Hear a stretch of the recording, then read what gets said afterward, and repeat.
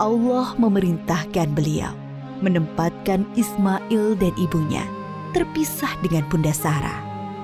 Suatu hari, Nabi Ibrahim menyuruh Bunda Hajar untuk berkemas-kemas.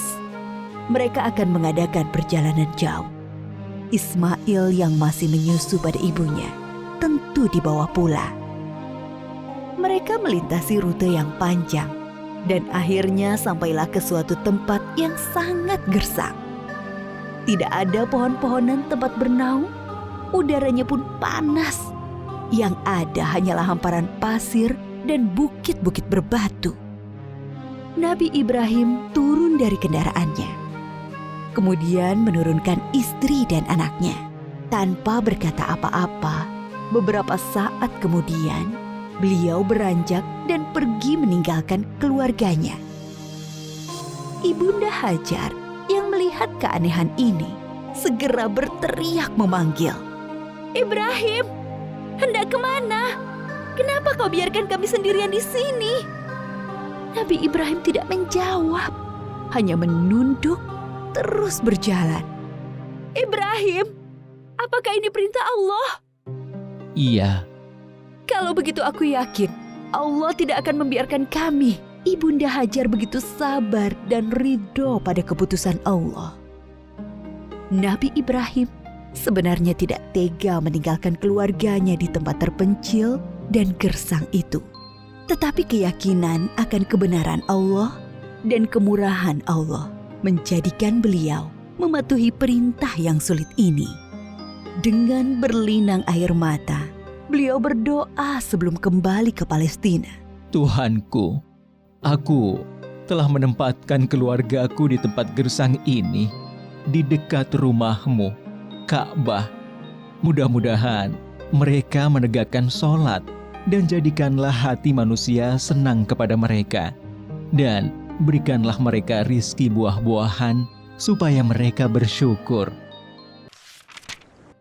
Kurang lebih 10 tahun kemudian, sekitar Ka'bah sudah menjadi tempat yang ramai berkat munculnya sumber air Zam-Zam. Banyak orang bermukim di sana.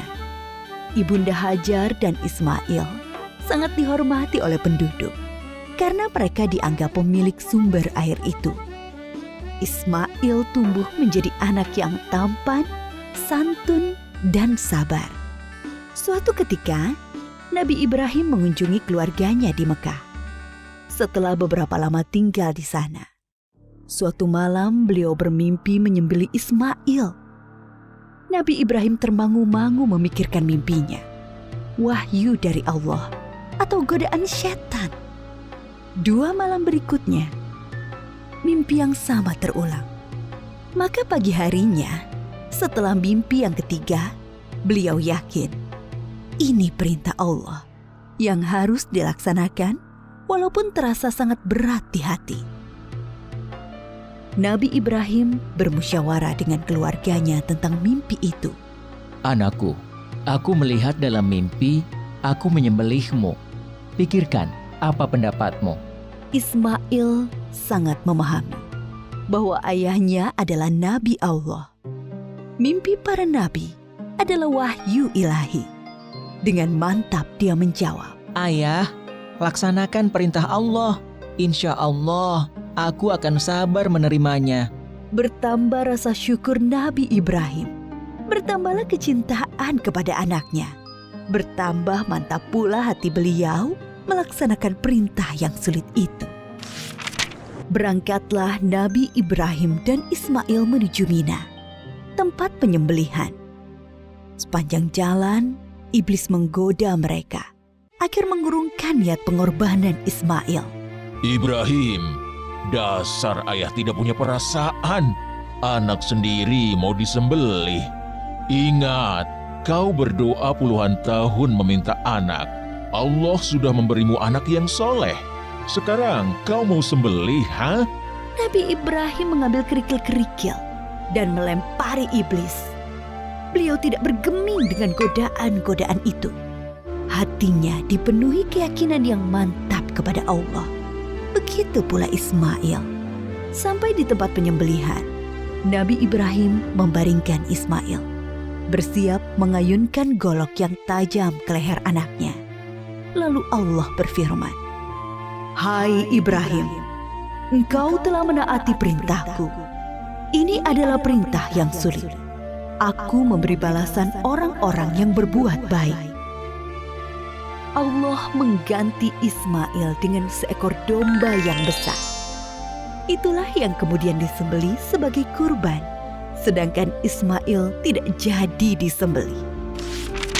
Peristiwa ketika Ibunda Hajar ditinggalkan sendirian bersama Ismail ketika masih bayi dan pengorbanan Ismail diabadikan dalam rangkaian ibadah haji kita. Peristiwa penting lain antara Nabi Ibrahim dan Ismail adalah ketika Allah memerintahkan mereka meninggikan bangunan Ka'bah. Pondasi Ka'bah sudah ada sebelum masa Nabi Ibrahim. Beliau dan Ismail hanyalah meninggikan temboknya. Ka'bah itu kemudian menjadi pusat ibadah sholat dan haji. Ketika tembok sudah tinggi, Nabi Ibrahim kesulitan membuatnya lebih tinggi lagi, di atas jangkauan tangannya. Maka beliau menjadikan sebuah batu sebagai pijakan kakinya. Pada batu pijakan itu membekas tapak kaki Nabi Ibrahim dan dinamakan Makom Ibrahim yang bisa disaksikan sampai saat ini. Ketika Ka'bah sudah jadi, Nabi Ibrahim berdoa untuk beliau dan Ismail dan anak keturunan mereka berdua. Antara lain, supaya diangkat Rasul dari keturunan mereka. Diangkatnya Muhammad SAW sebagai Rasulullah adalah jawaban atas doa Nabi Ibrahim. Nabi Muhammad SAW adalah keturunan Nabi Ismail. Suatu ketika, Nabi Ibrahim sedang berada di Palestina bersama Ibunda Sarah. Datanglah tamu asing, 3 orang laki-laki tampan yang tidak dikenal oleh Nabi Ibrahim. Nabi Ibrahim meminta Ibunda Sarah memasak sapi panggang untuk menjamu tamu-tamu itu. Nabi Ibrahim memang sangat menghormati tamu. Setelah hidangan siap, Nabi Ibrahim mempersilahkan tamu-tamunya makan. Tetapi para tamu itu sama sekali tidak menyentuh hidangan yang lezat itu. Timbul rasa takut dalam hati Nabi Ibrahim. Jangan takut, kami adalah malaikat utusan Allah. Kami tidak makan dan tidak minum. Kami membawa berita gembira. Allah akan mengaruniai kalian seorang anak yang sangat cerdas, yang mempunyai pengetahuan sangat dalam. Mendengar itu, Ibunda Sarah memekik kegirangan. "Hah? Benarkah? Padahal aku seorang perempuan tua yang mandul." Adakah tugas kalian yang lain, wahai para malaikat? Sebenarnya kami diutus untuk menurunkan hukuman bagi penduduk Syadum karena mereka keterlaluan. Tapi di sana ada Lut dan orang-orang beriman. Siksa ini hanya mengenai orang-orang yang durhaka. Lut, keluarga serta pengikutnya akan selamat, kecuali seorang istrinya yang jahat. Dia turut binasa. Nabi Ibrahim dikaruniai keturunan di masa tuanya. Beliau sendiri dikaruniai umur panjang. Dari keturunan Nabi Ismail, kelak akan lahir Nabi Muhammad. Sedangkan dari keturunan Nabi Ishak, lahir nabi-nabi Bani Israel. Semua nabi yang ada dalam Al-Quran setelah Nabi Ibrahim adalah keturunan beliau. Maka Nabi Ibrahim disebut juga bapak para nabi.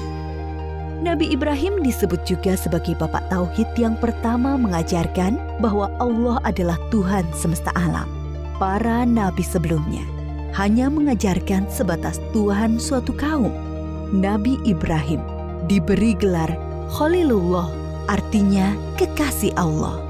Banyak keteladanan yang diajarkan Nabi Ibrahim, yaitu teladan dalam menghormati tamu, menjadi seorang yang hanif, yang mengikuti kebenaran, selalu patuh pada perintah Allah, pemberani, sekaligus penyantun kepada orang tua dan manusia umumnya. Banyak kemiripan ajaran Nabi Ibrahim dengan Islam. Dari peristiwa Isra Mi'raj, Nabi Muhammad bercerita bahwa sosok nabi yang paling mirip dengan beliau adalah Nabi Ibrahim.